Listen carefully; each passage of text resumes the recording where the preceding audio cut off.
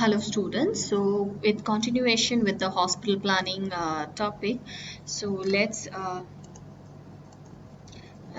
continue with this. Okay, so what are the various aspects which must be taken into consideration while we design a hospital? So these are the basic pillar which we should always keep in mind. Number one is the evidence-based design. What is evidence-based design? Evidence-based design means that there has to be a lot of research as to which what is good and what is not good or what is bad for designing a hospital.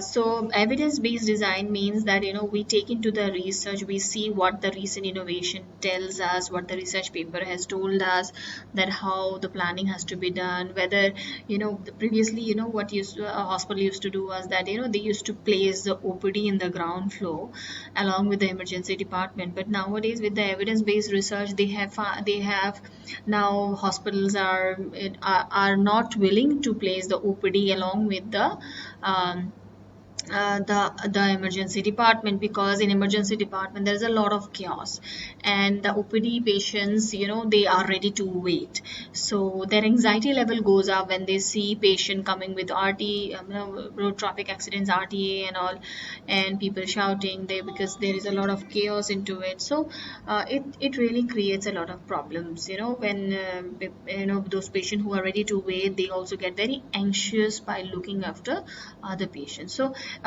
evidence-based design is very much important to take care. So we have to always know what the recent innovation is. So healthcare design innovation. So we must always, whenever we are designing a hospital, we must always look into that the innovation is incorporated, whichever is the recent one, because because innovation is something which changes. Then, and technology is something which changes, right? And it changes very fast.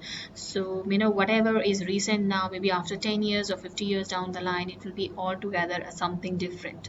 So but of course you have to always forecast that what it can be. So if you keep pace with the innovation, it is only then that you can be competitive even after 10 or 50 years.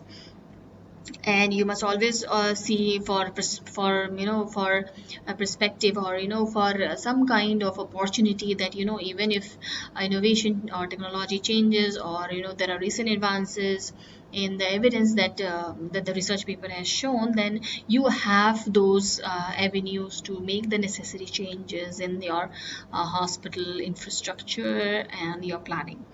A strong knowledge base and experience. It's very important that the hospital planners are experienced in this business, because a person who is a consultant, who is very good in designing malls and everything, or maybe a bridge, doesn't mean that he'll be a very good hospital planner, because a hospital is an infrastructure which does not have just one kind of a department. Each department is like a unique kind of a department which has got its own specialty, own type of skilled people, and own equipments. Their requirements are different in terms of human resource, equipment, infrastructure.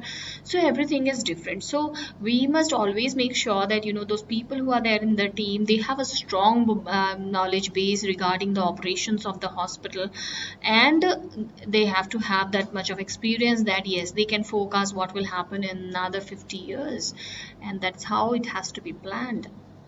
The last topic is quality accreditation. Yes, so there are a number of quality accreditation like ISO, NABH, and JCI. So we must have all heard about all these terms, but these are accreditation body which gives you that whether your organization, your hospital organization, is providing quality treatment or not. So in that case, we must always look up to these guidelines which these bodies have already set up for the hospital, and taking their guidelines, then taking up the innovation, we must build our infrastructure. As I have told previously also, infrastructure is built just once, right? You can make, of course, no necessary modification, but however, the base structure doesn't change. So initially only these points has to be incorporated, so that we prevent various errors and blunders in the future. So today we might think that we don't want to go for NABH, or we don't want to go for JCI, we just want a hospital, right? But maybe 10 years down the line, the market is such that, or the government has put down a regulation that you have to have accredited Now, in the certain case, you cannot change your infrastructure. You have to run with the same infrastructure. But again, you'll have to put down a lot of money into it. You have to invest a lot of money into it so as to make the infrastructure again meet the JCI or the NABH accreditation norms. So you have to do it in the in the first place. So doing the right in the first place, we tend to avoid various mistakes if we take these four things into our consideration when we are doing our hospital planning. So I hope I'm a little bit clear about what hospital planning is. However, we will continue with this lecture in the next video. Thank you.